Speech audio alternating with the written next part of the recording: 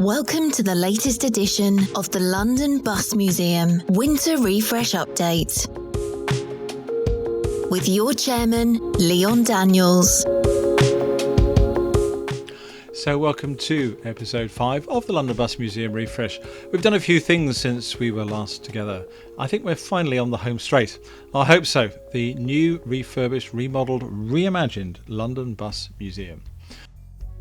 So some of this was filmed just ahead of our 11th of April running day on Route 65. So we have some vehicles being made ready. Something else we have to do, as well as reshaping the museum, make sure that we're also dealing with all our outward commitments. We're also carrying on with looking at the maintenance and preparation of the vehicle for all of the journeys which they've got to do. We're looking across now at the top of the museum, and some of the vehicles are in their proper position, some others are not.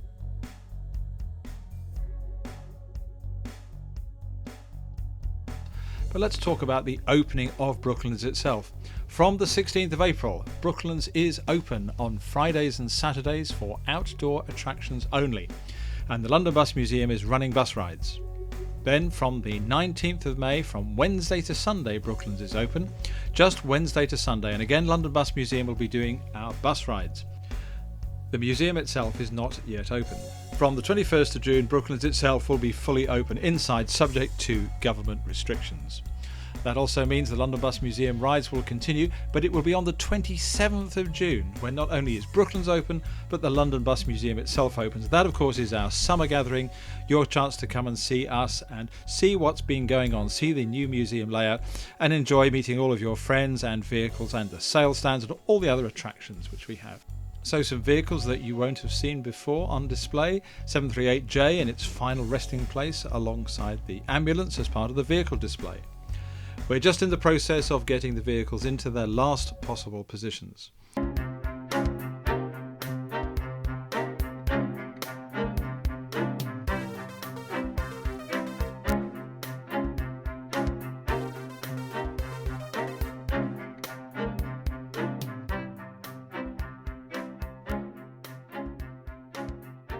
So we also had to move the Aldenham Works sign.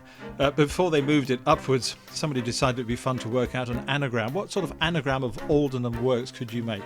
Yes, they did. They made it Leon's Mad Arc, and for a few hours that's what it was.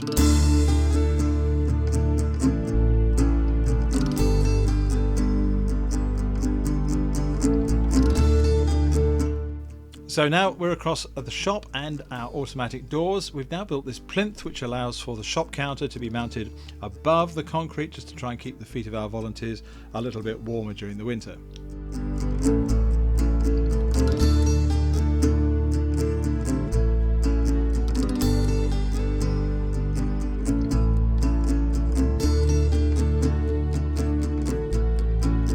We've also got our new buggy store. So on the left hand side, this is the NS174 crew using their carpentry skills to build us our new buggy store. Just on the left, as people leave their buggies and they're coming in for smaller children. Across on the right hand side will be the main way into the museum. So we've got the carpentry team working really very hard here at the entrance. We're using many of the drapes that used to be used in the old display, cutting them into shape to fit where we want them to be. So here's the one of D142 being cut by Ian Reddick and team, being made ready to go into its new location. We're reusing many of the drapes that were previously used as part of the museum attraction.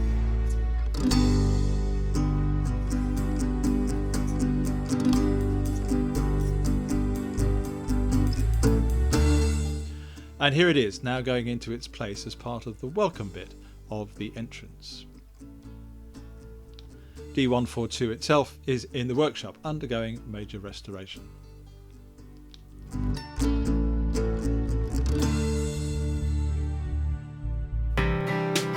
This work is now carrying on here for the drapes here, Chocolate Express, again one of those displays. We're going just to change the size and shape of it so we can get it displayed in the museum.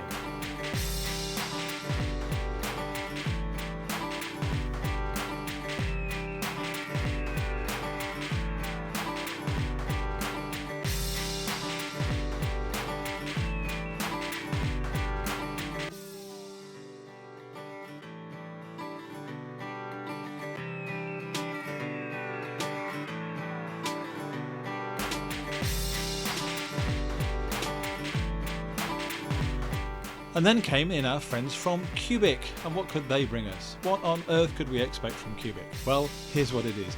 We've got an underground style wide ticket gate. And why would we have such a thing? Well, in the olden days, we used to get donations in a tin. And also, actually, the side of a bus stop using coins. Nobody uses that anymore. We saw on the underground, even buskers don't use a hat. What they have is a contactless payment machine. You tap your card and give a donation. So that's what we are doing. What's the best contactless payment machine in the world? It is, of course, the Cubic exit and entrance gate from the underground, a wide one that's wide enough to take wheelchairs and buggies. So thanks to their generosity, here we are. Now our underground style ticket gate, the last thing you will see before you merge into the shop. And of course, that's when hopefully you'll buy something before you leave the museum. If you tap it, it will give a donation. It's going to be £2, but you're not in prison. The paddles will actually open and let you out whether or not you make a donation. We just hope that you do. So finally, as you come through those gates, hopefully having given a donation, you're now in the shop. Your chance to buy something for you and the family before you leave us again.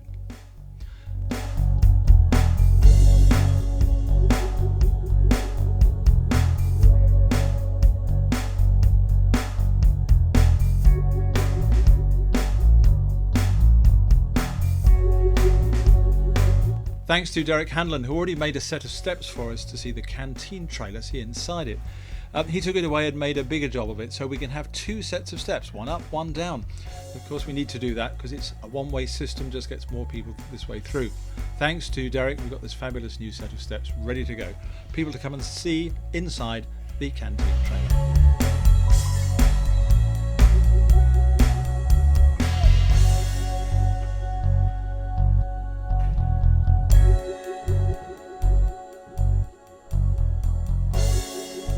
As you know, vintage vehicles can sometimes be a bit temperamental, and we needed to do some work on RT1 ahead of running on Route 65 on the 11th of April.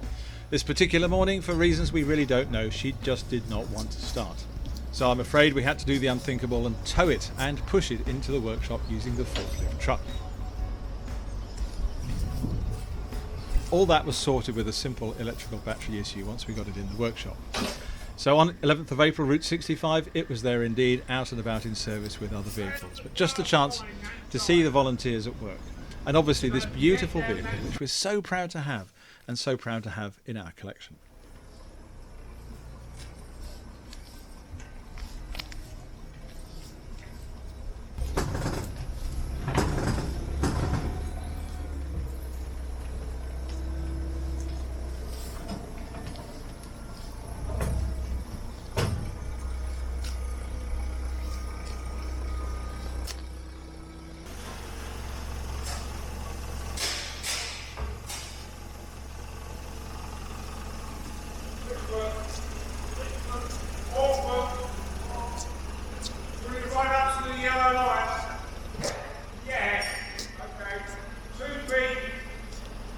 So back across now to the War Hall with STL 2093. It's not quite like the old War Hall, although you still go from the back to the front, but you're now seeing the other side, the near side, which hasn't been seen by the public for 10 years. You'll see the platform, you'll see the side of the bus, and of course the bonnet and the side assembly, which you didn't see before. So what we're doing here is putting some panels on the side, and then we're going to create some damage to make it look more like a war scene. It'll be much darker than this. There'll be curtains at both ends. As I say, it'll be very dark. 1 or 2 other things like a V1 suspended from the ceiling and even a bomb crater in the floor. So here we are discussing what we're going to do, using the broom, of course, as a pointer. We're going to fashion the entrance to the War Hall, and the work for that is now currently underway. This is going to be an exciting part of the whole event.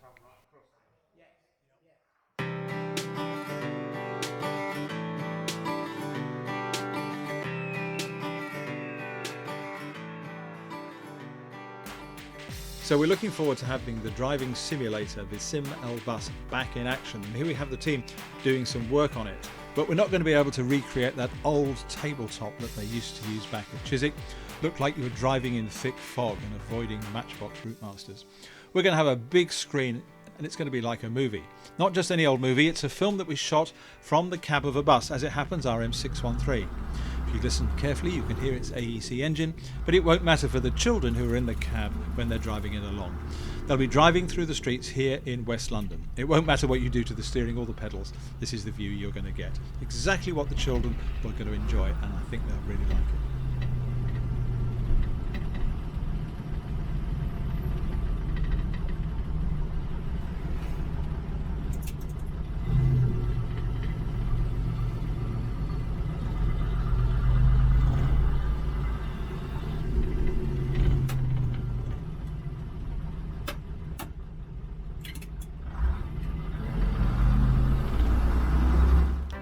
In order to make our museum even more photogenic, not only will we have our beautiful lineup of vehicles, we'll have this black roadway running between the two sets of shuttered doors. A black roadway with white lines. Also a bus stop and a shelter. But before we could apply the black roadway, we had to test the surface with different materials. And here we have the second of two test areas where we are applying paint to the section of the floor just to see how it wears and cleans. It can't be too glossy, it can't be too matte, and it's got to last the course. And here's one of our technicians sent to us with the grateful assistance of Amy PLC. So a big shout out to the people at Amy who've made all this possible.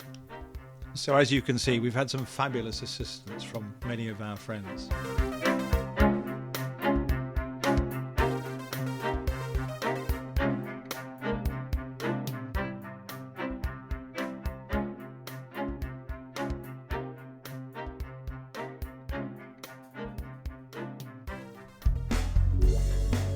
So here's the main roadway going in now. Thanks Amy and your contractor Mion.